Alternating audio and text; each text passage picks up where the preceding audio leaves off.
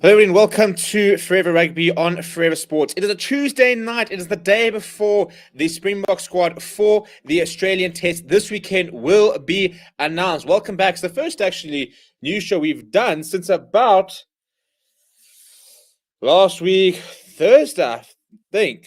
I could be wrong, actually. I could be wrong. But, Josh, it's been a while since we've actually had a sat down and had a bit of a chat. I think the last time I was live was on Saturday for the Currie Cup semi-final between the Sharks and the Greek Quiz, which was actually a really cool match. Despite it not being a particularly memorable game in terms of the sort of the standard of rugby being played and stuff like that, definitely a game that will be remembered for how close it was. And just, the Greekers could have gone all the way. I mean, not all the way in terms of into the maybe winning the Currie Cup, but I think they definitely could have gone and probably would have deserved to go into the final, even if they had won that game. The fact that they kept themselves in it, the fact that they, could have.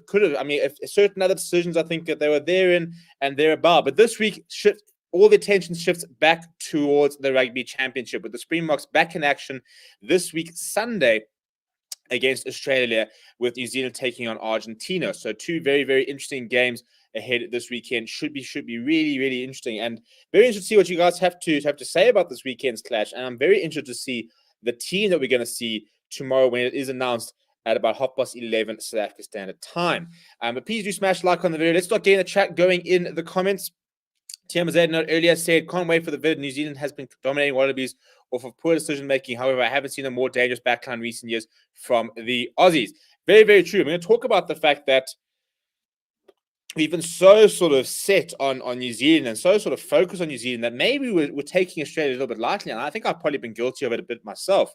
If all of us sort of looking too far ahead, looking so much into, the fact that we're going to play at New Zealand and all that sort of rhetoric about New Zealand rugby being so much better than South African rugby and Springboks being boring and stuff like that. I think we've heavily been guilty of sort of brushing Australia aside. And look, I don't think it's the best Australian side we're going to come up against. I do think it's an Australian side with a genuine project, and there are genuinely some very, very exciting players. And I think Dave Rennie's a good coach. Whilst he might not have had maybe the best results, he does have a very good track record in terms of playing some very nice rugby. And I think that we've seen parts of it with Australia where they have played some very nice rugby and they've got some very exciting players. And I don't particularly like Australian rugby, but I think that they, if I'm not going to like a team, then at least make me sort of entertain when I watch you. But it's an Australian team which I think will be a force to reckon with in a couple of years. If they can get it right, they can sort out their defensive structure. I think on the attack, it's quite a lethal side, and they've got quite a lot of exciting players that they sort of can continue sort of adding to their side. So I think it will be quite an interesting test this weekend. And with some very big, some nice youngsters coming through as well. So I don't think, and I think that Ultimate Sharpshooter nailed it on their head. We can't do a mark here ahead and sort of talk about the fact that we were going to batter the Lions 3-0. They were going to have no chance and sort of continuously write off our opponents. Much like Argentina, I think even though we did beat them that second test, they did show us that they are a difficult nut to crack. And I think Australia will probably be quite similar in many ways. But there will be no excuses if we don't beat them. There can be some excuses, I suppose, in terms of having to play in Australia in front of a crowd. There are all these other factors. But I genuinely think that this Springbok side can go down as one of the, not even maybe one of the, this Springbok side has the capacity, has the potential to go down as the best Springbok side of at least the modern era, if not, ever. I genuinely think that they've got the ability to do that. They've got the players, they've got the coaching staff, they've got the momentum. They've also got the timing. And timing is crucial. How much of, the New Zealand dominance of sort of the last decade, the fact that it happened to align with, an English side which wasn't playing its best rugby, a Springbok side which was between a couple of coaches and stuff like that, and maybe not playing their best rugby. A French side, which was really good in 2011, but then had to sort of rebuild itself. So it's also about timing. And I think I look at the moment, I think that the All Black side, whilst it's a very impressive effort, is a beatable side. It's so much more beatable than maybe the All Black side of 2015 or 2011, when they were sort of playing and being sort of touted as one of the best rugby sides ever to grace the game.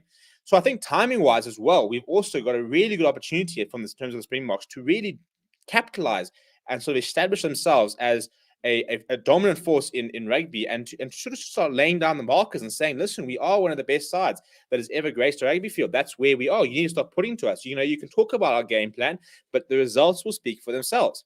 But before we sort of get too stuck into this, I'm going to come to you guys all in the comments and see who's hanging out. We've got a lot to talk about over the next sort of hour. We're going to be talking about Lions acquisitions. We're going to be talking about Stormers departures. We're going to be talking about the Rugby 12s that is potentially being pushed in and around the node. We'll obviously be talking about the Australia versus South Africa test and the lines that we might want to see tomorrow. And we're also going to be talking about a little bit about Eddie Jones. I'm not going to say too much about it because I did do a video about it. And there's something else I want to talk about, and now it's completely slipped my mind. So I have to try and circle back and maybe try and remember what that was. But before we go any further, we have to say a very big thank you to Manscaped, who are currently supporting the channel. Manscaped is the #1 brand for men's below-the-waist grooming needs, and they're currently giving you 20% off as well as free shipping when you use the code FOREVER. There they are.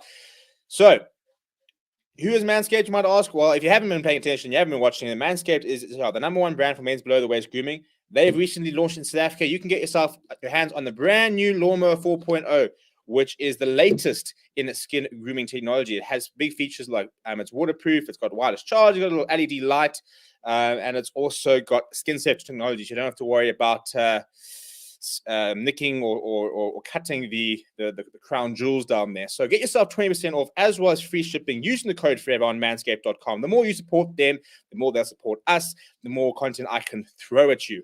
If you have ordered anything from Manscaped or anything like that, or if you're waiting on your order, let me know in the comments. It'd be quite cool to see if there are people who are using the code. I know a couple of people have, so if you're one of them, then let me know in the comments and stuff like that. Before we get stuck into the show, let's go and see who is hanging out here. Good evening, Aiden. Good evening, Tim van den Berg. Good evening, Ultimate Sharpshooter. Aiden Barlinghorse says the Aussie number 10 is not bad, a bit young, but very good. John Noah Leslier. Yeah, he's a very good player. He's nice. And it'll be interesting to see who if he actually plays this weekend or if they do go with Currie Cooper. But I think it's a good thing in Australia because I think, let's be honest, Australia rugby's been a little bit sort of meh, I think is probably the right word, for the last couple of years. They never really capitalized in that 2015 Rugby World Cup final, if we're being completely honest. So I think it's good that they've got a bit of a project going on at the moment. And whilst it might not get the results now, they're definitely somebody to a team that's worth watching. Albert van Lingen says, can't believe some Wallabies are confident they stand a chance against the Boks. This coaching team doesn't make the kind of mistakes of underestimating the Aussies. I think that's probably the biggest thing, is we've got a coaching staff that literally will go game by game by game. They'll know that New Zealand's coming, but they'll be telling their players that we're enforcing this. We don't stand a chance against New Zealand if we can't get past Australia. We've got to just notch these games off. We ticked off the line. Tick off Argentina, tick off Argentina again. Now you tick off Australia, and then you get to focus on the All Blacks. Then you get the big prize. So it's important to sort of just take it pretty methodologically and just sort of take it step by step. Good evening, Matthew Dixon. KPMG, good evening, says, is Rugby Union trying too much with the 12s game? A new example. Yeah, we'll talk about that a bit later. Interesting that Steve Hansen and Jake White are tied up in this 12s business. Well, I think, at the end of the day, when it ever comes to these things, first of all, there's lots of money involved, and they need it to be credible. So they'll always go and find the big sort of personalities, the big names. If you can throw around names like Steve Hansen and he's involved, it carries a lot of weight as a competition and as a business stuff like that. So I think you often do see those sort of names linked to these sort of concepts. They'll go and they'll sort of seek these people out beforehand and say, listen, we want you to be on board. So that when they launch, it's not just a case of guys going, so we got this new format. It's a 12 men assigned and it's great. And nobody really backs it, but I think it'll be really cool.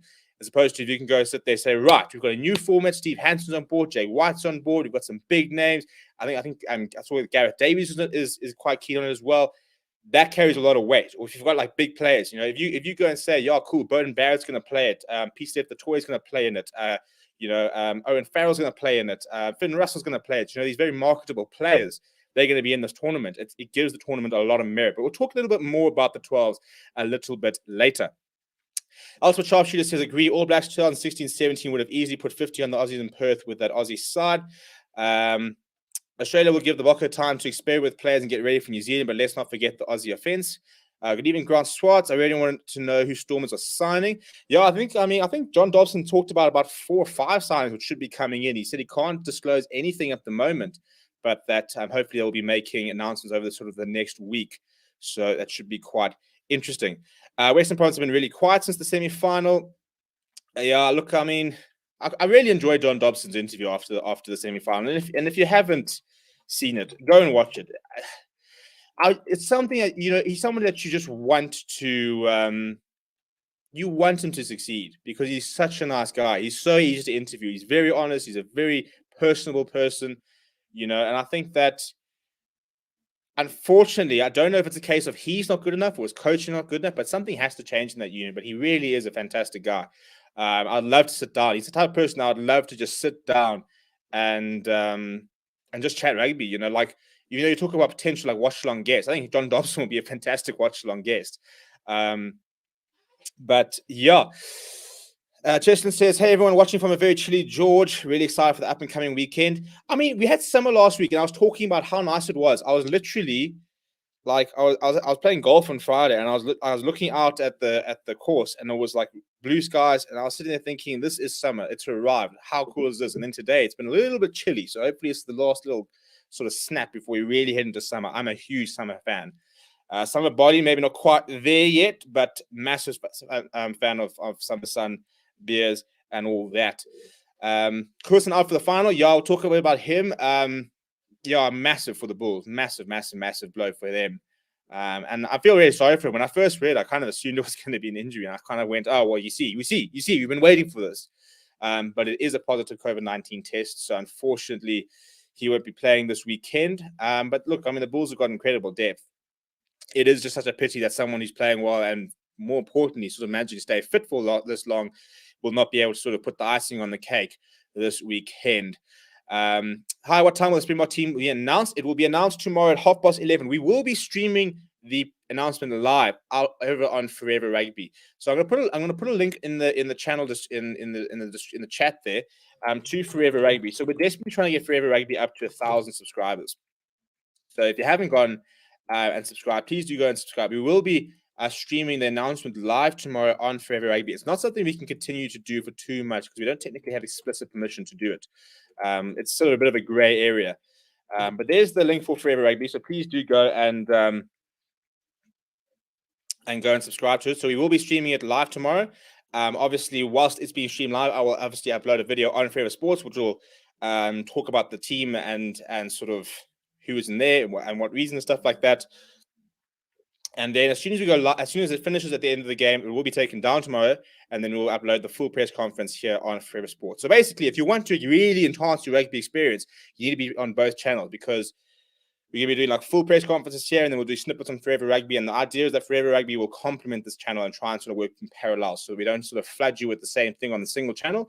But if you want to get your sort of short, sharp stuff, we make clips on this show, put it on Forever Rugby. So if you need a summary or you need to catch up, jump on Forever Rugby, and then I'll have all the stuff there for you. Kenny Koenig says, I'm on Rusty's side. Never take anything Jones says seriously in any capacity. We mustn't forget the Wallabies are sponsored by Cadbury. They're naturally soft. Why can't I be sponsored by Cadbury? I mean, come on. I've consumed enough of the damn thing over the years. Where's Cadbury? Get involved. If the beer's not going to come in, get involved. I'm going to just sit here and drink my very little Coke, which looks like orange on the stream. It's a bit weird, isn't it? Oh, that's very nice and cold. Albert van Lingen says, wonder how many cheaters are going on loan to other unions for URC. Yeah, we'll talk a little bit about that when we talk about the Lions. Get Dob on the channel. Yeah, I'd love to. Paul says, I would like some of the younger players to get an opportunity in this test, like the first test against Argentina. I forgot what winter feels like. Yeah, it was cold. I don't do winter, eh? I don't do winter at all. Not a winter fan. But yeah, so let's start with, I think what we should start with.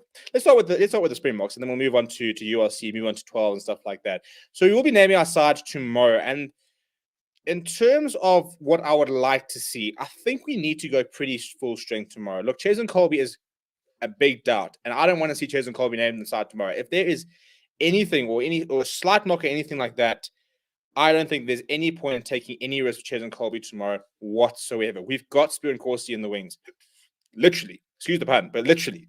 So when you've got somebody of Spear and Corsi's quality who, is so unlucky week in, week out not to start, why risk your best player, we'll say our best player in terms of, the last 12 months, one of the best rugby players in the world, why risk him if it's not 100% necessary when you've got somebody who is international quality waiting literally on the wing.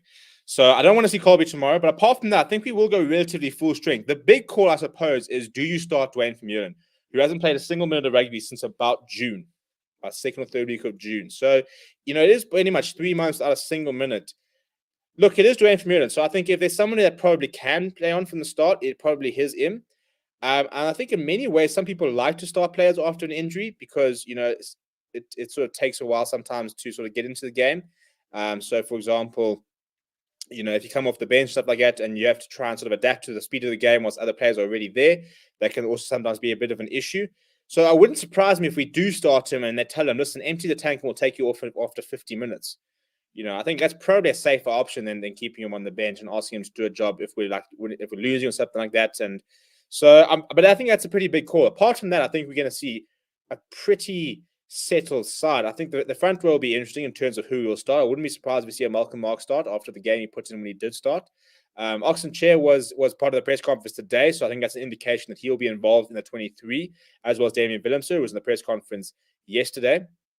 Apart from that, I think Faf de Klerk comes straight back in, and I think we pretty much go full strength this weekend, try and get that bonus point, get that sort of ticked off, and then we can try and maybe rest a couple of players next week. Look, obviously you can't rest anyone, but I think there are certain players who could probably use a little bit of a rest, or you want to sort of maybe protect sort of very big important players that we can't afford not to have for New Zealand. So when you've got a bit of depth in position, so maybe give Andre Pollard a rest next weekend, or don't go with a 6-2 split, for example, next weekend, so that you can bring some certain players off and sort of wrap them up in cotton wool and make sure that they are ready for the All Blacks game. So let me know what you think in terms of who you'd like to see tomorrow, who you wouldn't like to see tomorrow. Do we go full strength tomorrow and for this weekend and rest next weekend? Do we rest this weekend, and then go full strength next weekend to try and build momentum?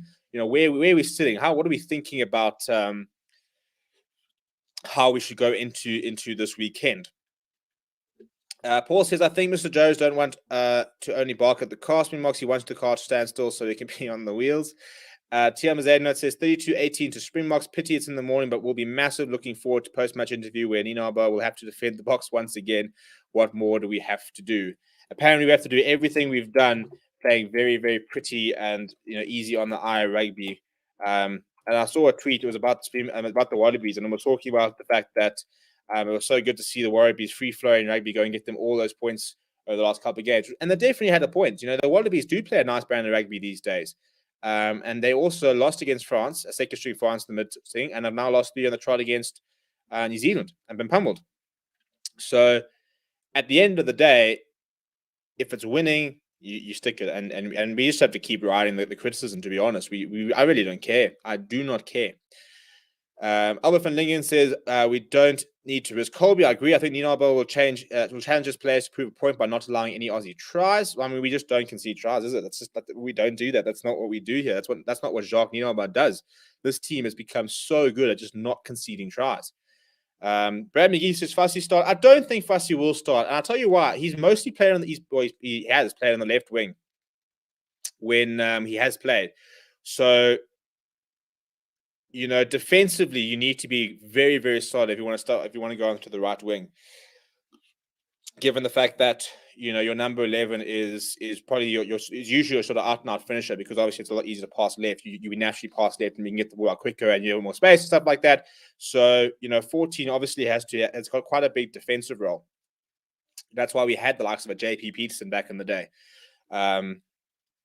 But so I think that Spoon Corsi is a better shout. I think that it's a safer shout, and I said it before, and I don't think too many people will disagree with me. But Fussy's only question mark is his defense, and I'm not saying he's not a bad defender, but that is a bit of a sort of question mark. I mean, when we watched that SAA versus Bulls game, and he played full back, and he was terrific on the counter attack, but he missed all 3 tackles he had to make.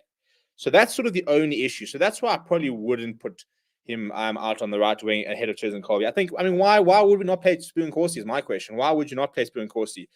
Jared Wright from Ultimate Rugby, Rugby Mad was saying that he wouldn't be surprised if he sees Jesse Creel starting. I would hate to see Jesse Creel starting on the wing. I think it's such a waste. And I think that Spoon Corsi has been too good for too often to just not get the chances when he can. Anyone says, what gets me about Eddie Jones is the fact that in 2018 he threw attention about Italy and the no ruck thing in SA. You got a rule change now. You want to call that rough? Yeah, no. Look, I mean, he's gone after referees. He's gone after players. He's gone after absolutely everything under the sun. He's the last person that can have a go at anybody. At anybody. It's like me having a go at somebody starting a fan channel and saying, "What do you know about rugby?" Like, you can't do the same thing and then attack somebody for it. It's ludicrous. So, Eddie Jones, get in the bin. Get in the bin. Vermeulen on the bench or start? I'm kind of feeling he'll probably start, to be honest. I wouldn't really mind either way, but I've just got the weird sort of suspicion that he might start. Kenny Coon says he's a muppet, whines a lot, no respect for him despite his achievements. Other thing says Box must go full strength for first game. What time is the team release? 11:30. South Africa Standard Time. I would like to see Spring Course this weekend, says Cheston, because he had some amazing games against Aussies in 2018-19. Oh, I'm dying. So top list 11 SAST. And my eyes are red and I look appalling. Should Madosh Tumwe get a shoe in? Look, I think Madosh Tumwe is on the radar. Sorry, let me just not die. But I think it'll be a while before he gets. I think he needs to have a full URC with the Bulls.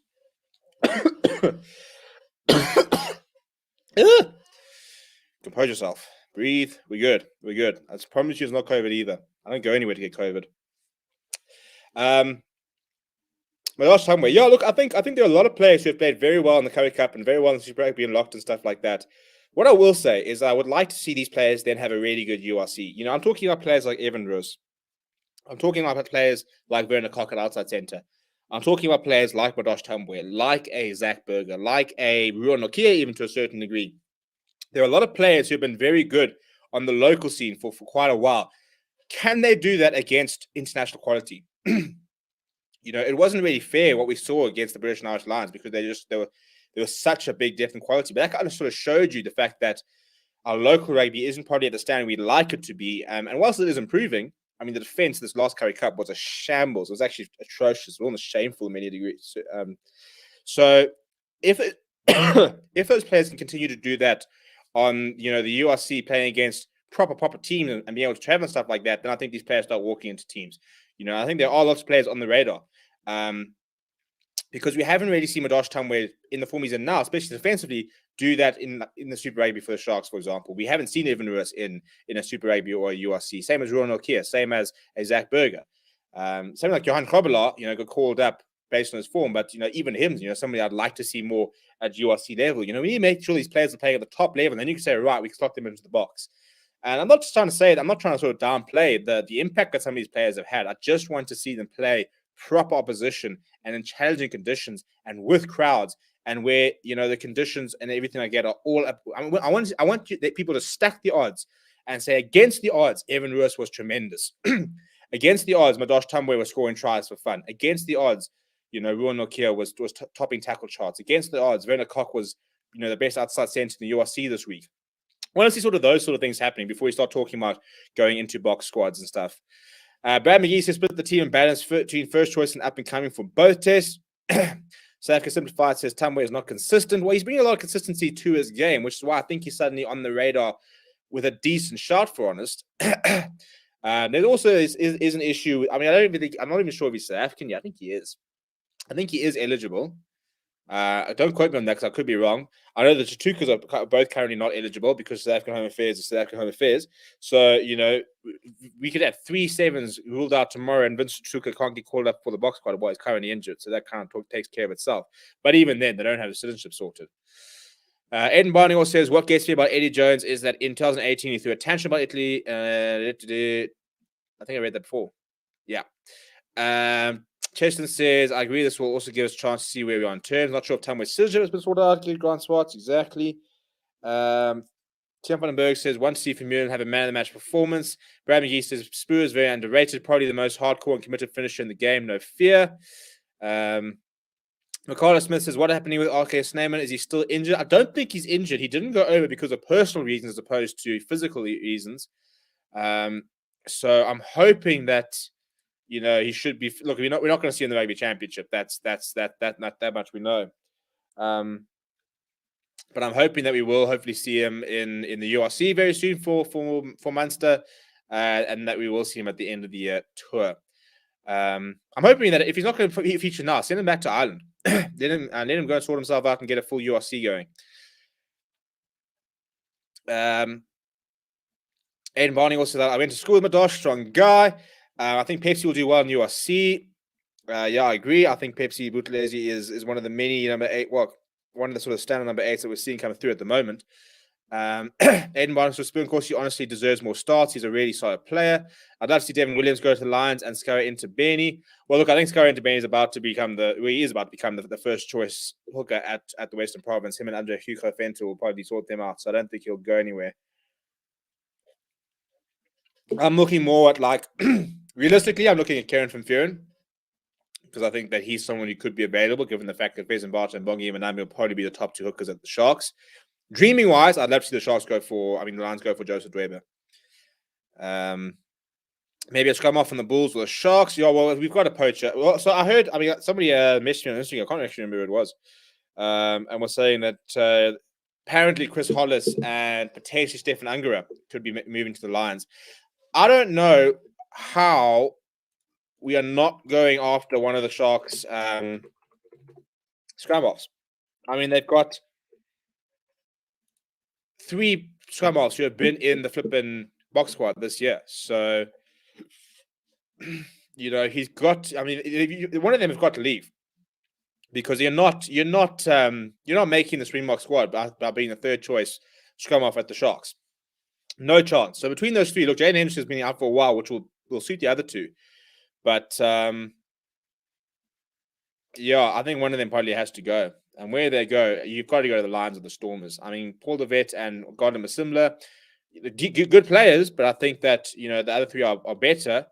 Much the same as going to the Lions. I think Andre Warner is all right on his day. I think that Morne van den Berg's more sort of the quality, I think, that the type of scrum off I'd like to see. But yeah, I'd like to see. I think the Lions do need a scrum off. We also desperately need a hooker. So France Danes to the Sharks and loan after the RC, maybe even Ruan Pienaar. Look, don't rule it out. I don't think Ruan Pienaar will go there because he's got too many scrum offs, but don't rule out France Dane going to Blooming Sharks. What about Simon Vestrad for Lions hooker? The Stormers must take one of the Sharks scrum halves. The fact that the Lions did not sign a hooker I don't know. It's strange that Simon Vestrad, who was so good for the Pumas, was not. Look, he is quite old, but it's strange that the Lions went to the Pumas and took 4 players in Peter Jansen Van Vuuren, Matt Moore, Eddie Forshire, and Morgan Nadir, and didn't go to Simon Vestrad. My gut says surely the Lions know that they need a hooker. PJ Boert is a disaster at the moment. How he didn't get a red card in that last game, I don't know.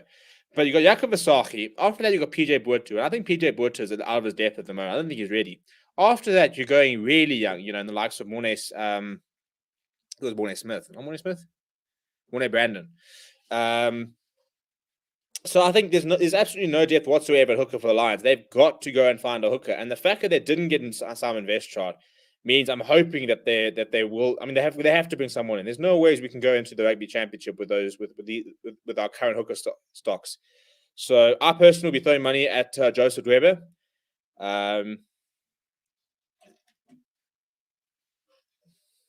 Blooming cats. But I don't know. I just don't know what the Lions are going to do. But we've got to bring players in. Let me go to the comments and we'll talk about the Storm. So yeah, so that's pretty much the story with South Africa versus Australia. Look, the one thing I will say about South Africa versus Australia, we've got a terrible record over there. So if we look back at the recent tests, 2019 in South Africa 35-17 won. 2018 in South Africa 23-18. Before that was in Australia. Sorry, that was the Brisbane one. Was the 23-18. Then it was 23-12 in PE. 23-18 once again in Brisbane 2017. 27-27 in Bloemfontein in 2017, and 23-23 in Perth 2017. So but if you look at the after that, if you go look at the test in Australia, They beat us in 2016 in Australia. They beat us in 2015 in Australia. They beat us in 2014 in Australia. We won in Australia in 2013, but they won in 2012. They won 2011, and they won 2010. They smashed us in 2010 again as well. So we've got a very, very bad record in Australia against Australia. So it's not going to be an easy game by any means. I just think it is Australian side, which has so many defensive frailties that we can definitely exploit them. And I also think that their biggest sort of threat is their attack, but that's our biggest asset at the moment, is that we just don't concede tries, stuff like that. We've got such a good defensive system. So I do think we can get the job done, but I don't think it will be as easy as we think. But Josh, let's talk about the URC, shall we?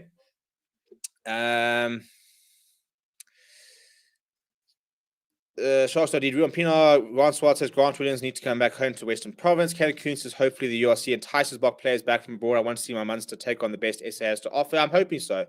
I really, really hope that can be a bit of a platform.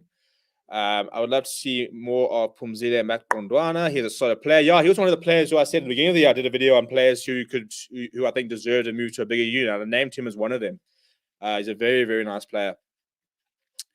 Zach Berger from the Bulls has impressed me in the Currie Cup. I'm a Sharks boy, and out of all the scrummies, I rate Grant Williams highest. He is silky, just needs time to adapt to the level. He's very, very instinctive as Grant Williams, and he's got serious pace off the base of the ruck. So I think that he's him or Jaden Henderson will be the two I want. No disrespect to Nene Humber, but I think that Grant Williams, and Jaden Henderson. I think Jaden Henderson with his brother would be phenomenal, and I really, really do like Grant Williams. Jason Boyce says, all these transfer signings going on, where's the money coming from, if I may ask? Well, look, the Lions signings, for example, it's a loan deal. So you just have to cover wages. They're coming on loan from the Pumas and the 4 players, so they'll be returning to the Pumas next year after the URC. Given the fact that 3 of those players are under the age 25, I do reckon it's a bit of an audition. I mean, something like Matt Moore, I'd love to try and bring in full-time. 22 years old, I watched a lot of him at school. Fantastic player.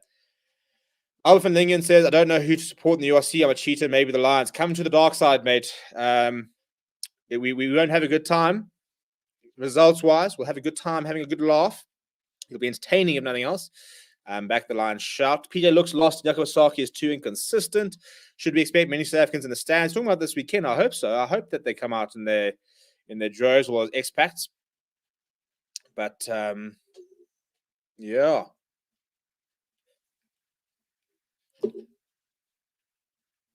Tim Zayden says, seeing Houston in the Currie Cup, I'd love him to come back on the Springbok squad. Pollard has been sitting very comfortably. Alton not really convincing. Well, I think Jan Houston replaces Morne Steyn. It's pretty easy there. Or France Steyn as the utility back. So I think he will be there. He ticks a lot of boxes. URC have announced URC TV on their website. I'm guessing they can offer the opportunity to watch live games depending on broadcaster. Grant Williams has fussy page. Yeah, so I mean, the URC broadcaster, I saw that they have got agreements with a couple of free-to-air broadcasters and stuff like that. I don't think they're going to be showing games live on URC TV. I did see that they have sort of done it, but I think it will be full match replays, I think, from the sounds of it. So I think that'll be a case of if you don't watch it on Friday, Saturday, Sunday, you can watch it during the week, which would be cool. You know, at the end of the day, some rugby is better than no rugby to watch. So yeah, but in terms of, we will be showing you guys, telling you guys which the broadcasts are, stuff like that. By the way, people, now that you guys are all here, if you don't have DSTV, if you don't know how you're going to watch this weekend, I did a video. Australia is showing the game on a free-to-air broadcast on Channel 9 free-to-air broadcast in Australia, which means that if you use ExpressVPN, you can watch the game on the free-to-air broadcaster without paying. All you have to do is sign up. You don't have to get credit card details, nothing. So go check the video out. All you need is ExpressVPN, which is paid for, but rather pay your couple of dollars for ExpressVPN than 900 Rand for DSTV and stuff. And you'll also be able to watch some URC games using the ExpressVPN. So we'll tell you guys all the broadcasts and stuff like that closer to the time. But I just thought I'd mention that. Right, in terms of the URC, we'll talk about the URC and we'll talk about a little bit about the 12s. So a pretty big blow for the Stormers today. They announced that both JD Schickerling and Peter Step-Toy have gone overseas. They have departed to Japan. And so the Western Province exodus continues. So now the Stormers fans are feeling like how I felt watching all your best players, Vamos, because that's now Sia Khaleesi gone to the Sharks, which ironically, a lot of the Western Province players were celebrating. I mean, a lot of Stormers fans were celebrating on social media and stuff like that. And then you look at the form he's suddenly in it for the Springboks. So he brings that back to the Sharks. I don't think we'll see too many Stormers players going, yeah, he wouldn't make our side. But Bongi Manambi going at the end of the year. Peter Steph the Toy now gone. JD Schickling now gone. Who's the other flank? How about the people? Oh man, I've completely gone lost his name. Well, there's another flank that went to the Premiership. So quite a few players have left the Stormers, and they are expecting more acquisitions. Now, one imagines that these acquisitions will mainly be Griquas, Cheetahs, Pumas type players. Or else they're bringing players from overseas, like they did with Dion Free and John de Jong, which have both proved to be pretty good signings. As a Lions fan, I'm just waiting to flip and see the Stormers bring back like Aka van der Merwe or something stupid like that. I'm just waiting for it. The Lions can't get anything right at the moment, and I'm waiting for the Stormers to go. And this is the Stormers. John Augustus. I actually wasn't thinking about John Augustus, but that is also a good point. No, man, I'm not a fan of Merva. Dark hair. I can never remember his blooming name. But yeah, Augustus is a good point, actually. He's supposed to be they said he'll be coming back in a couple of years with the experience from this. He's not coming back, mate. After all those pounds and stuff like that, he ain't coming back. Unless the only way we bring these players back is if we change our salary cap. The 60 million rand salary cap will never allow us to bring some of these players back. The talk that Cheslin Colby was going to come back. He's basically earning a third of the salary cap in South Africa. So if he were to come and play in South Africa, Jaco Katsia, there we go. That's the one. Thank you, David. That's who I was thinking about. So yeah, they lost an entire loose trio. Have the Stormers, as well as I think it's more than a loose trio. You lost a loose trio and your bench option. So, and then Mongi Manam. Yeah, so either way, they lost a lot of players. But what was my point here? Where's my point? Oh yeah. So if Cheslin Colby, is going to come back here and it's €1 million, it's basically a third. So 33% of your salary cap on one player. So you can sign 3 Cheslin Colbys, but that's your entire budget gone. So that kind of puts into perspective just how big the gap is between what we pay our players and what they can pay players overseas. So you can understand why they all leave. The problem is, I think we're going to have to look at this 60 million. I don't know if we make it 80 million or make it 100. I think it all depends on the money that we get from the URC, whether it is going to make a big financial boost.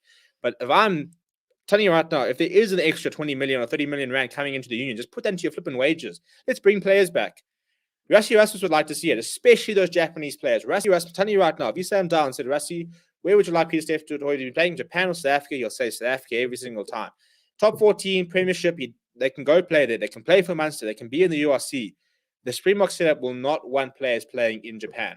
And it's not to say that Japan's not a fantastic league, but it's not the same level. PCF the Toy needs to be playing in a top league. And I'm talking about top 14 Premiership and then URC. I think those are Super Rugby. It's not really an option, I suppose, for players. They don't really go Super Rugby, but those are probably your top 4 in terms of your highest standard type of competitions. In terms of the players that start playing it. So we need to get these players back. We need to get Franco Mosters in Japan, get him back. Malcolm Mox, get him back. Buddy Quacker Smith, get him back. Bring all these players, especially these Japanese players. They need to get them back into South Africa. Obviously, I'd love to have your Faf de Klerks back and stuff like that, but at least they're playing in a top competition. They're playing Heineken Cup. They're playing Challenge Cup. So, it's vital that we get these players back. And that's the only hope we sort of have of bringing these players back, or at least keeping the players we have in the country. Somebody like Evan Roos is going to be in high demand. A Pepsi Buthelezi, I think, is somebody who could be in high demand. Ed van der Merwe is coming into the Lions. I think he's somebody who could be heading overseas in a couple of years if he gets it right. Takia Abraham is somebody people are saying that, people would suit French rugby and the way they sort of play with a bit of flair. So we need to make sure that we start, at the very least, start keeping our players more. So the Stormers are currently sort of very, very interested to see which players they're looking at bringing in. Because John Dobson has talked about, I think he said about 5 players. But yeah, it's going to be interesting. It's going to be very interesting. Session says it's crazy the amount of players we produce. We should put tariffs on our rugby players. They're basically a commodity. Well, I think what really frustrates me, what really grinds my gears, is Dylan Smith leaves the Lions. And what do you read? The Lions have announced that they have mutually terminated the contract and allowed him to go overseas. What is this bullshit? Can we stop giving away our players for free? If flippin' Montpellier wants to come in tomorrow and take Vincent Tuka, pay the money. Pay the money. I'm bored of being a football fan and seeing, mediocre players fetching 10 to 15 million pounds, and yet Dylan Smith jumps on a plane, goes over to France, and the Lions get this much money. This much money. How do we not have transfer fees going on here? You're telling me that PCF the toy is not worth, if you had to put it in football terms, he's the World Player of the Year. So, those transfers where you see like 100 million pounds, that's your sort of PCF the toy quality players. So you're telling me that PCF the toy isn't worth, 10 million rand to sign. That's a sixth of the salary cap that you get from a player. Until we start selling our players and getting compensated for losing our talent, what is the point? We pay them for their junior setups. We get them under 20s. We get them into the setup. We get them to the URC. We produce these fantastic players. And when they reach 23, 24, and they're ready to take on the big steps, boom, cheers, on a free. Goodbye. Thank you very much. That last year, when SA Rugby came out and said we are allowing any player to cancel their contract and just leave, cheers. We produce Malcolm Marx. We produce Kwaka Smith. But don't worry, we'll just allow them to walk away from our contract. How are we supposed to ever keep these players in the country or bring players back if we're not getting blooming money from them? It's so frustrating. I would, if I read, Evan Lewis has gone to Montpellier. Stormers will receive 5 million rand for him. It's peanuts in the grand scheme of things, But you need to be compensated for this. We can't just sit there producing and watching our players leave and not getting a single cent to the bank account. How are we supposed to monetize? How are we supposed to financially back our unions if we're not getting any of the money in? It's just, as a Lions fan, I understand that we don't have the type of owner that will put in millions and millions of rand. He's a very responsible owner. Cool, clear to him. He's done his job, a really good job. But Patrice Motsepe is pumping money into the Bulls. MVM Holdings are pumping money into the Sharks. Stormers are busy pocketing half their money into the back pockets and stuff like that. So we're not going to go into them. But think about the players the Lions have produced. I'm just thinking of the Lions because I know them better.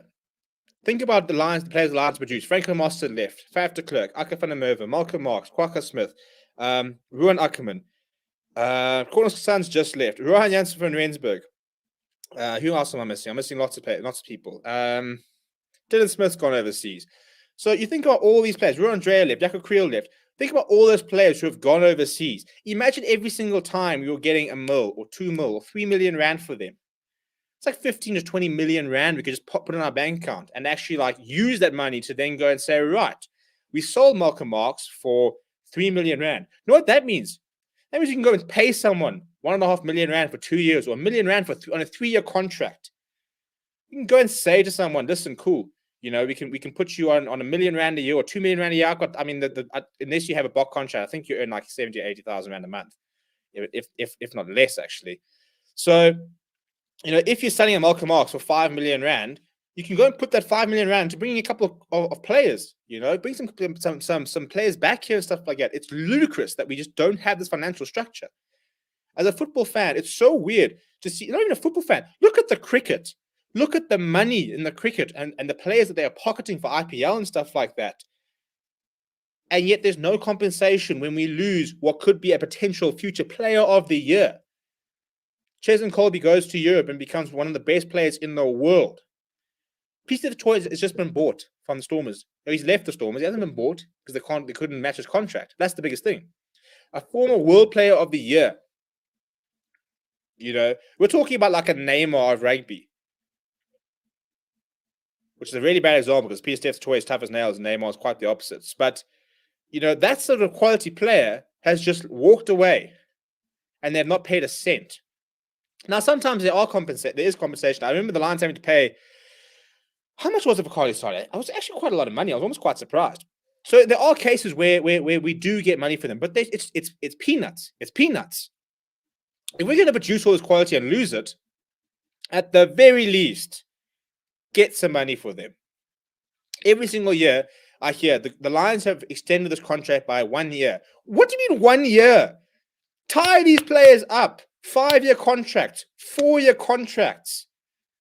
If you want to leave, they must pay your contract out. They must pay your transfer fee or whatever. The Lions right now should be saying to Jordan Hendricks, we back you long term. We think that you will be our number 10 for the next decade. Here's a 5-year contract. That's what the Western Province did with Damian Willemse. They signed him down. Now, Jordan Hendricks signs a 5-year contract, has a storming URC. Next year, someone comes in and says, we want Jordan Hendricks. You say, fantastic. Pay us 10 million rand. Pay us the money. You pay us the money, he can go. You don't pay us the money, he's staying. But at the moment, we've got absolutely no negotiating power, and we just keep allowing these players to just leave. It's ludicrous. It is such ludicrous. I just don't understand it. Oh, we can't just be the factory and sell these players at not even at wholesale prices. We're giving them away for free. So yes, anyway. Paul says Alton won a bonus point and so-called B team. He laid good plan for the veteran wanted to make bonus point try possible. Agreed. How SL winning major tournaments with crap budget for their clubs is beyond me. Yeah, literally needs to be 120 mil. Yeah, look, literally, I think you need to move towards sort of. I mean, 14 million. I mean, so we've got a 60 million budget. Let me get a calculator and do some quick maths. I did do maths lit, so let's not put let's not put everything on me here. But if my maths is wrong, correct me. So 60 million rand. That's a lot of zeros. Let's say you have a 45-man squad.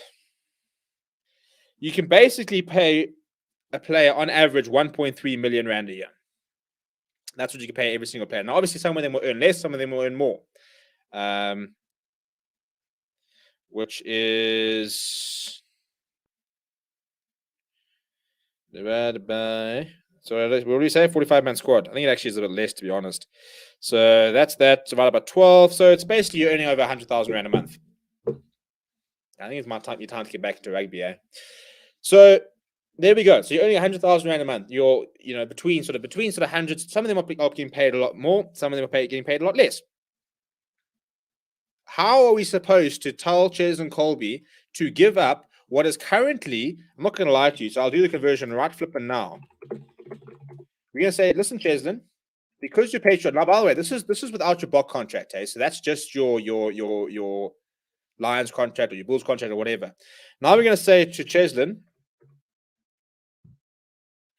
how many zeros have we got there?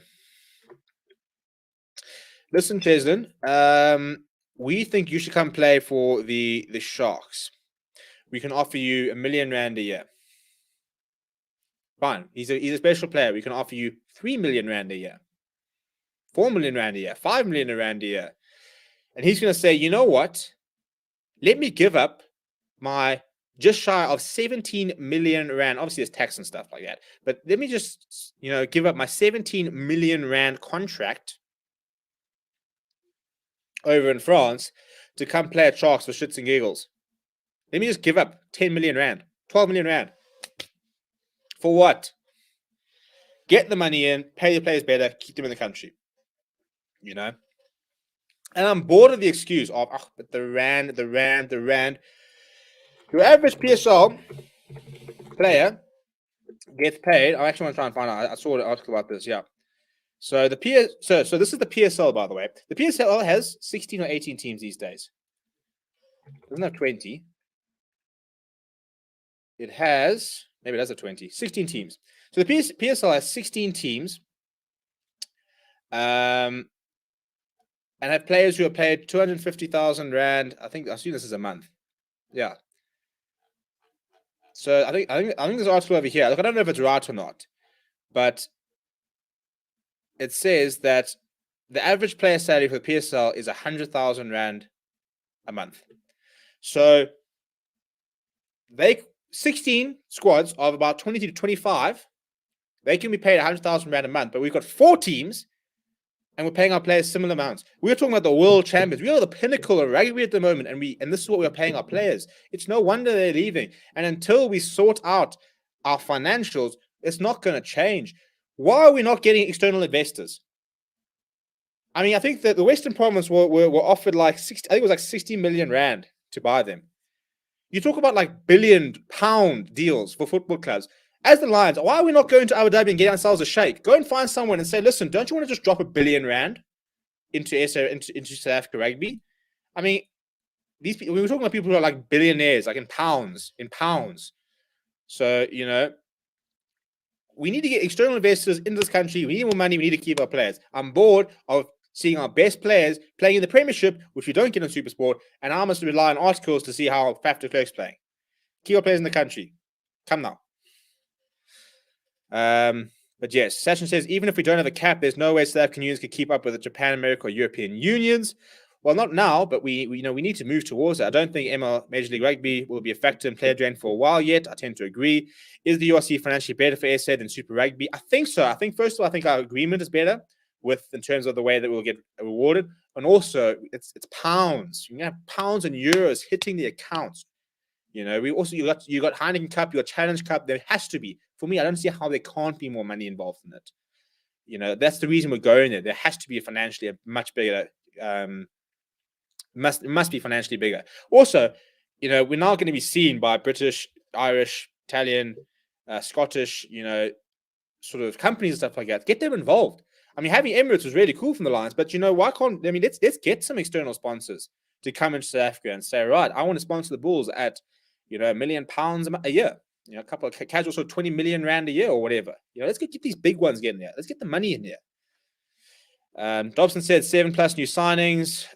Grant Swart, here comes TDP rant of the day. It's just so PSF toy worth Ronaldo money. I mean, Ronaldo is being paid £500,000 a week.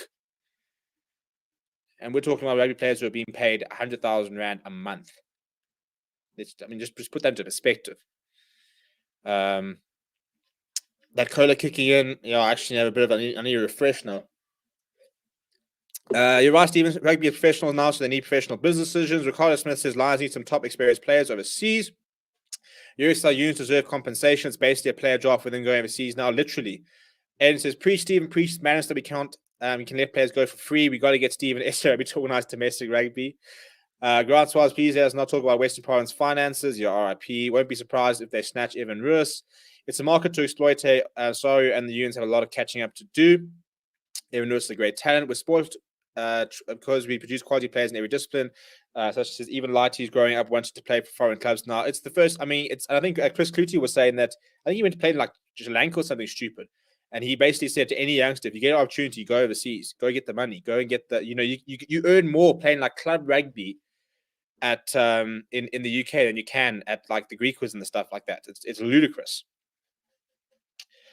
PSF Toy is supposed to come to Munster, but I saw that the whole thing about worrying about blocking Irish youngsters coming through and stuff like that. It's quite a weird concept for me, but yeah, I mean, each to their own. Hopefully, playing in the Champions Cup and Challenge Cup will bring in more money. How does our club budgets compare to other URC teams? I'm trying to do some more research on about that. 100,000 rand a month is money. Yeah, look, it's not money I've got. 60 teams in PSL. Graham, their budgets are worse apparently than the European teams. Why can't I find a Sharks jersey, get ourselves a shake? Yeah, look, we need a shake. Give me a shake. Find somebody. I'm telling you, surely we need a sponsor to me, guys. I'm gonna go to Dubai. I'm gonna spend the month just chatting to people and saying, listen, do you have 500 million rand? Which let's start converting that, shall we? We'll use dollars, so I feel like that would be a nice sort of thing. So what's and it is but lower down. So 500,000 rand is 35. I mean, it's $35,000. That's 500,000 rand. So I want to say. So we were talking about. So that's 5 million, 50 million, 500 million. Right. So we need to go find someone and say to them, listen, do you have? Let me make sure my math is right here. Yeah. Do you have $35 million? You know how many of them have $35 million? Don't you want to just come and drop that in South Africa and watch me convert the Lions to a URC winning team? Get the money here. Get some foreign investment here. I mean, lots of people have got that kind of money. It's pocket change for some of these people. That sort of stuff is what some footballers are earning in like a month. And that's what one footballer. So you think about what these owners are worth. We got the guy that's here to Spotify going, Arsenal, come to South Africa, come buy a rugby team. Yeah, Miles says, I feel like the players who are overseas gives us an advantage because it exposes our players to different play styles, and that can help the Springboks as a whole. It gives us more options. I agree with that, except the fact that we're also now overseas, so we can get the experience whilst playing for South African side. So I 100% agree with that. I think it's really good that we're playing, in such high leagues. But if we're now going to play in the Champions Cup and we're now going to play in the Challenge Cup, we're going to play in Europe. Hopefully, we're playing a much better standard of rugby as well. I mean, also experiencing those conditions. So we kind of sort of nullifying that part. We just need to be able to match them financially. You're right. SA Rugby is an IP, but we're running 50C units. Yeah, no, it's horrendous. Jean Myberg says, just imagine the Super Rugby size transacting stars. Pro 40 is going to be a different beast. Lions or Stormers should go on the stock exchange like Juventus. I don't think we're gonna have fans. I was gonna say we could tell it to the fans, but I'm not buying a stake in the Lions. Are you mad? Not until tell you what. If the Lions come out tomorrow and say, listen, if you buy a stock, we'll buy Malcolm Marx, we'll give you guys some money. Weather conditions is going to be tough, 100%. It's a solid plan, 35 million, and I win the URC. Yeah, it's pocket changer. I understand. How's it? Good evening, Astro. Also, why can't we attract players here? It's just the money. It is just the money. That is why. I'm telling you right now, we could bring big players. If you're a young player in the UK or whatever, and you can't get a break, there are worse places to come and have a go than down in Stafford. You can come here as a 19-year-old. I mean, for example, you got the Varsity Cup. We've got some of the best coaches in the world. I mean, I look at the head coach these days. But Varsity Cup's a fantastic product. Why can't we go and say to players? Why? I mean, obviously we don't want UCT giving away scholarships, but it's so affordable to send your child to South Africa to study. We had lots of international students at university. So how cool would it be if you've got somebody who's 20 years old, he's a really good rugby player, he comes down to South Africa, you bring your pounds, buy you plenty of beer, cheap school fees, you play your rugby, and we can move. We don't really need them, but it'll be cool to be able to say, I mean, if they're going to bring all our players, and why can't, I mean, as you made the example of something like a Freddie Michalak, we had Todd Clever, we had lots of international players who are down here. The Stormers have done it. The Stormers have brought in a Argentinian, a Zimbabwe, and somebody else as well. Brought in a couple of international players and stuff like that. You used to have a cap on them as well. But if all our players are going to leave, why can't we go and bring in? You don't have to bring in Mauro Itoje. He doesn't have to be the best flipping player in Europe. But there are lots of players that come. As Matthew Dixon says, Hugh Jones was down here. There are lots of players. Go and find, I mean, if the Lions, I'll take a blooming, I'll take Japanese players, Georgian players. You tell me there's no Georgian player. All those Georgian players are playing in the French D2 and stuff like that. They could do a job down here. If it's going to become a journeyman game and all these players are going to go overseas, why can't they come here? The reason they can't come here is because we don't have the cash. And then you read stupid things like 30 million rand that blooming Juru siphoned from Stellenbosch into Stellenbosch rugby program. 30 million rand. That's half of what they were going to buy the Stormers for. Which means that money's floating around. There's that money out there. Not even bringing international events. I'm sorry, there are lots of South Africans who can afford to bloody buy the Lions or buy the Stormers. We just need capital. If I had all the money, I'll tell you what. I mean, I don't think the lot is anything. If I won like the Euro Millions, like a million, winning a couple of £1 million, I'm not going to buy the Lions. I'm setting up my own team, and I'm going to raid the Lions because they're set up stuff like that. Also, I think that's something else we need to do: privatize the unions and stop being so. I've spoken about this before, but stop being so unionistic and provincial. Are you telling me right now that in the Premier League you can have West Ham, Spurs, Chelsea, Arsenal, Palace. Who else is in London? Obviously, Fulham was. I'm trying to go through Brentford. You've got like 7 clubs in the Premier League. I think it's actually another one. You've got 7, but at least you've got 7 clubs in the Premier League, all based in London. Why can Johannesburg not have 3 teams? Why does the entire flippin' Western Cape have one side? I know there's Boerland and there's Border and stuff like that, but they're nowhere. They are nowhere. Like, no offense to people living in Kimberley, but you're telling me that if I go to the sort of the Currie Cup player in Joburg, or I mean the Varsity Cup or Varsity Shield player in Joburg or Western Cape or Natal and say, listen, you can come play for a third team in Johannesburg, or you can go play in Kimberley. They're probably going to choose Johannesburg. So why is it? I mean, at least Johannesburg and Pretoria got a team each. The Western Cape produces all these players, and they've got one side, and that one side is in disarray. So we need to sort out blooming administration, but it's just, I think that's another thing. Scrap franchises or scrap unions and pump money into club rugby. Let someone be able. It needs to be feasible that somebody can go and set up a club, bring in all the money, bring in the investment, go and buy players and establish a club. It's a professional sport. So we can't have this archaic attitude of, you play your provincial rugby, you play under 18 and 19, you play your provincial rugby, you then play for your franchise, and you play for the Springboks. It's a money game. Football are flying because that's what they've done. You look at the American sports and stuff like that. Get your club sorted, get more sides, get more money in, start making a difference. Because at the moment, it's not working. It is not working. But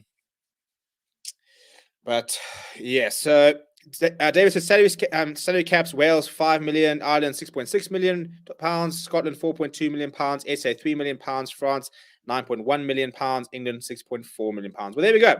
So we've got the stats there. Now, how are we supposed to compete when Ireland, who are in the URC, have more than double our salary cap? Yes, Scotland doesn't have that much more, but it's more. France have got 3 times our salary cap, so they can literally pay our players 3 times as much. That actually, the fact that is the case. So basically, if you made our salary cap 200 million rand, we could compete. That's bottom line.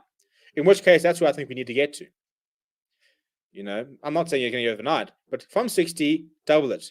Go to 120. You go to 120, you're competing with everybody else in the URC. Archis Neyman will not be playing for Munster. Archis Neyman will be playing in South Africa. Damien de Lindy will not be playing for Munster. He'll be playing in South Africa. If you can double it. If you can double it, then Faf de Klerk can play in South Africa, and we can pay him similar sort of amounts. But we cannot sit there with the lowest salary cap and the best players. It won't work. Grant Swart says, World Cup gave us Hugh Jones. It's actually embarrassing. It's fucking Toje. By SA standards, that's dreadful. How's that? Bring the Georgians. We have the money in ISA. Georgians and Aussies, man, shake up our domestic game. Yeah, bring in the Argentines. Bring in the flipping Namibians. Bring in the Zimbos. Bring in the anyones, really. Just everyone's scared to invest. Miles D says, it makes so much sense to bring in international youngsters who would raise our level of rugby domestically. I remember the Sharks had Olivier Ramat and Thierry Lecroix, 2 Frenchmen, and David Knox and Aussie some years back. I was looking for a club to play in Johannesburg, just like social rugby costs money, dude. Need like 2. Yeah, I know. The club sport is ludicrous. I'm trying to play a bit more golf these days, and to go and pay like 400 rand to play a round of golf on the weekend I can't afford that. It's freaking ridiculous. No, in club sport is hectic. You want to play club cricket, $2,000 a year, easy. That doesn't come with match fees or kit fees and stuff like that. Playing sport is very expensive. If you can raise our domestic level of rugby, it would make the Currie Cup so much more entertaining. Also, more teams would make it more entertaining as well. Exactly. But that's what I'm saying. I'm sorry. I don't have the cheaters by any means. But do we have to have a team from... I don't even know if we have a team from Limpopo. But how in Johannesburg, the biggest city in the country, the most money, 1 team? You're telling me that we can't set up a team in Midrand? We've got... the Lions currently are pretty central Johannesburg. So you've got Pretoria over here, you got Central Johannesburg here. You tell me you can't put up a team over here. You got the Leopards and the likes, but surely we can do more teams in Joburg. Build small stadium, a little 20,000 seater, that kind of thing. Just go back to basics. Go back to basics and grow from there. Currie Cup has been hot this year, not going to lie, but it's first time in ages I've been interested. Yeah, but the defense has just been horrendous. Our club rugby is amateurs only. We need to scrap unions and make our club rugby professional, 100%. Even club cricket is semi-pro to a certain degree at some places, where they've got paid professionals who get paid to play on the weekends, or semi-pros and stuff like that. But we do need to do that. There's just not much sort of middle ground. Once you're done with Varsity Cup, that's you finished, eh? Red Bull, Western Province, Emirates Lions, Mercedes-Benz Bulls. Yeah, literally. Why can't Red Bull go and say they sponsor Sia Khaleesi? So Red Bull come in and say, cool, here's some big money. Yeah, I mean, what? I mean, you've got flipping Hollywood Bets. Hollywood Bets are the freaking main sponsor, or the title sponsor of Brentford. That must be. I mean, that's costing them millions. Why are they not putting millions into our rugby? They put it into the Dolphins, the Hollywood Bets Dolphins. Why are Hollywood Bets not? Why is it not the Hollywood Bets Sharks? Discovery sponsor Arsenal. As you say, why is it not the Discovery Bulls? But if our companies here are not going to invest, go and get some international stuff. I do actually not care. I actually do not care where the money comes from. If Emirates got involved in Lions, it was hell of exciting. Well, I remember it was like the Lions, were winning Super Rugby finals. Boom, Emirates sponsorship. Here we go. What happened? Nothing happened.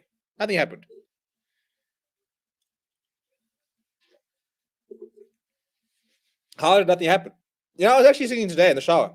When was the last time? Because I cannot actually remember the last time the Lions signed a Springbok, a current member of the Springbok squad, or even someone who's on the Springbok radar. When was the last time the Sigma Lions signed a Springbok? Not made, signed.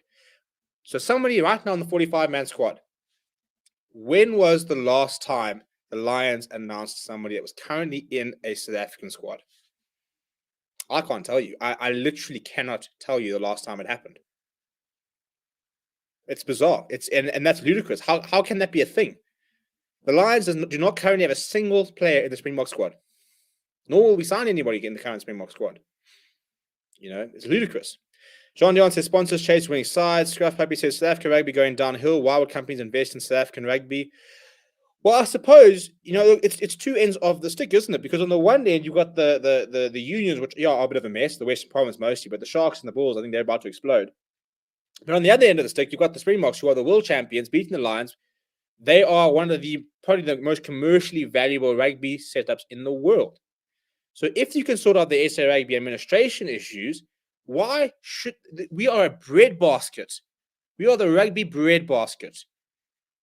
In terms like if we were a farm, I mean, you struck gold. In terms of being the most fertile, producing the best players and stuff like that, and physically, like so much talent and stuff like that, we are the breeding ground of basically world rugby. Really, the amount of players that we export. So how is that we've got so much? I mean, it's like, why are we exporting our gold, not bringing people in to come mine it ourselves, or to come pay for the gold here? Get the money in South Africa, put it into a system, and we can see. And it goes to all sports. Cricket's exactly the same. I'm so sick of it. Being the world champion, surely we can attract foreign investors to put up the money to offer bigger contracts. Keep our best players here. NASP's Western Province, they could easily afford it. Yeah, 100%. 100%. There are so many big countries. SuperSport does. They do own. They've got stakes in the Sharks. They've got stakes in the Titans, they've got SuperSports everywhere, hey. But yeah, big money though, big money. We produce players every year. Maybe the sponsors will come in now that SA teams are heading to Europe. I'm hoping so. Until we have a Premier League rugby set up, then we are going to struggle. Poor administration is holding us back, unfortunately. Yeah, isn't it the South African proverb, isn't it? If only. How often do we have to sit there and say, if only? But yes, that's my rant of the day. I hope you enjoyed it. But we've gone way over, but I've enjoyed the conversation. So let's just talk a little bit about the 12s. This is another thing which is quite interesting. So we saw the 100 for cricket come in. We've seen the IPL. We've seen, these sort of big money tournaments come in. Very short format, very much instant action. So they've introduced the 12s, which is being backed by the likes of Steve Hansen. And it's going to be a 12-a-side tournament, which it will be a draft system from the sounds of it, and will feature some of the best players in the world. I think it's scheduled to start next year. So it's basically like the idea is to try and it's basically going to be the IPL of rugby. So this is according to the Guardian. So the inaugural men's tournament, which will be contested by teams containing 12 players, will be staged in England next August, with the women's event taking place for the first time a year later. It is hoped that £250 million will be generated by competition over the next 5 years, whilst also attracting fans. So, £50 million a year. Ouch, it's a lot of money. Organizers, well, I mean, it's coming in, it's not really ouch. Organizers intend for 192 men's players from Tier 1 and Tier 2 nations to be picked via auction to represent 8 franchises that consist of 24 players and are coached by established names. Now, this is big opportunity, if you ask me. The big thing is that prize money will be equal for men's and women's. Cool. Steve Hanson's backing it. He's an ambassador, as well as Jake White. He's a non-executive director. Now, I don't really like the idea of watching 12 persons rugby. I think it will be it'll be a bit gimmicky. But if say rugby are smart, if they are intelligent, this will pay players a lot of money. It's in August. It doesn't interact with our seasons. So what we can do if we are smart, so we won't do this. We won't do it. But if we were smart, bring players back and send them to this for the month. Because it won't be a long tournament. We're talking about it's August, so it's so I'm not talking about Springboks, for example, but because they'll be playing Rugby Championship. But those players, those sort of fringe players who are not quite Springboks, but go overseas, if we can get them into this sort of tournament, earn some big bucks for that month or 6 weeks or whatever it is, hopefully that will then compensate them enough to stay in South Africa. So this could actually be a big opportunity. I think it's a bit of a strange format. It's one of those things. I didn't really watch the 100. I wasn't really interested. I'm bored of us having to dumb everything down to sort of the lowest denominator because people can't.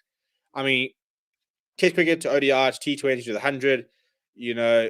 Sevens was sort of the answer to try and make it more exciting. Now we've got a bit of a hybrid.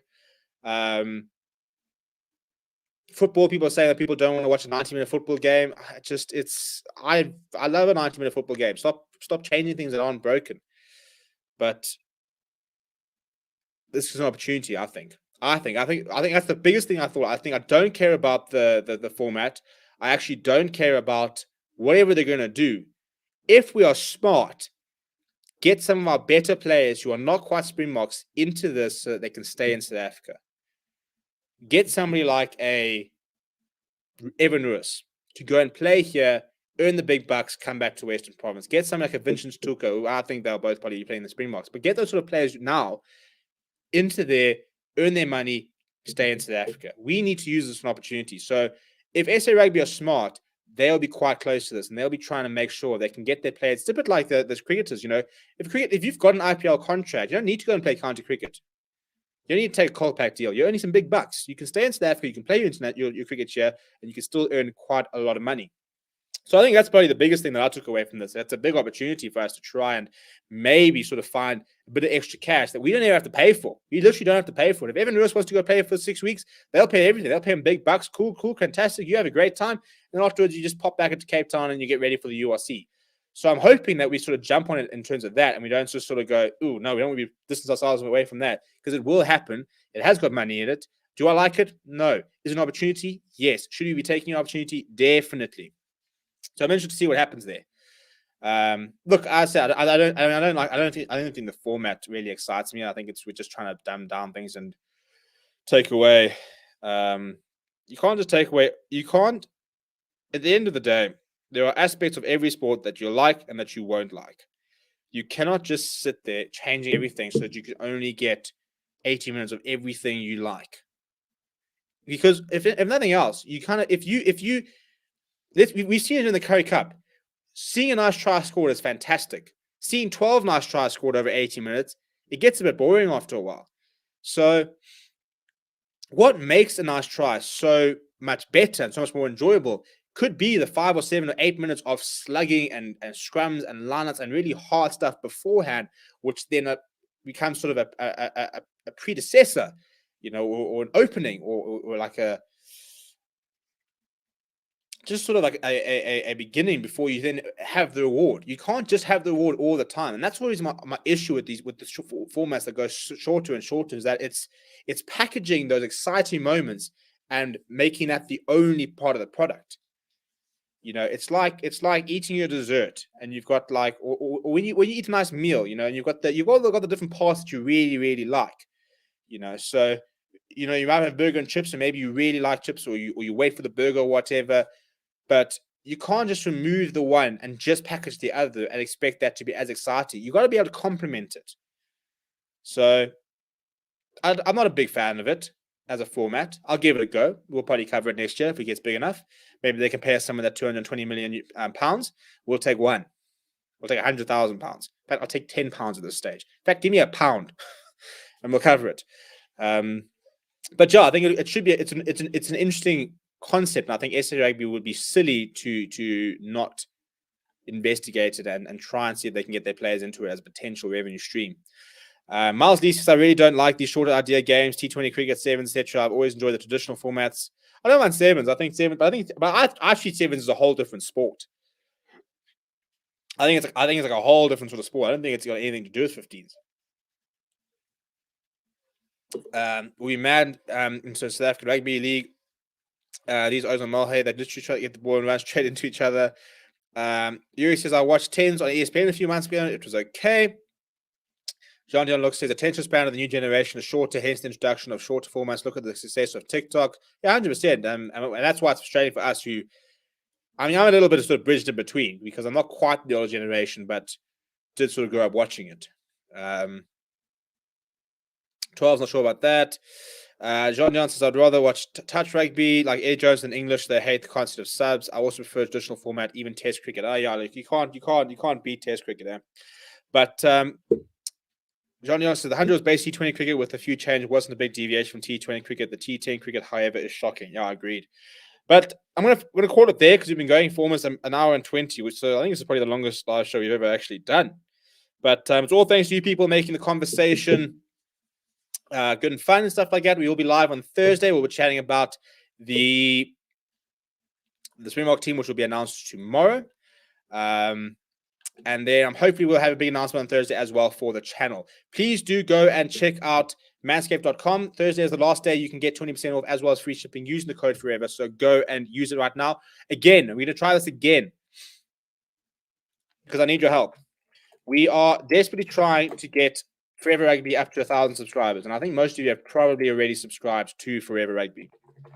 But if you haven't, please go and subscribe.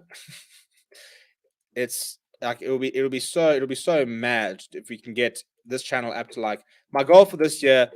I'm gonna put the link in the description there. I mean, there's the link. My goal this year is to try and get this channel up to 10,000 subscribers, which we've got a long way to go there. I think it's probably over ambitious to be honest, but hey, you gotta have big goals. But I just really want to try and get Forever Rugby up to 1,000 subscribers. So if you haven't, please go and subscribe to it. We're like 140 people off, so it's really not that many people. Go and subscribe there. Smash like on this video. Obviously, if you're new to this channel as well, subscribe as well. Thank you very much for watching. See you guys all on Thursday for our live show. And obviously, we'll be live a lot this weekend. Currie Cup final, Australia versus New Zealand, and South Africa versus Australia. Lots of cool rugby to look forward to. We're also going to be starting to preview the URC teams and footy fans. We've got a lot of stuff coming for you as well. We're going to have a big Premier League push in the next couple of months. So keep yourself tuned for that. Please keep well. Please keep safe. Please get vaccinated if you haven't so we can get into some stadiums. And yeah, I'll chat to you guys all very soon.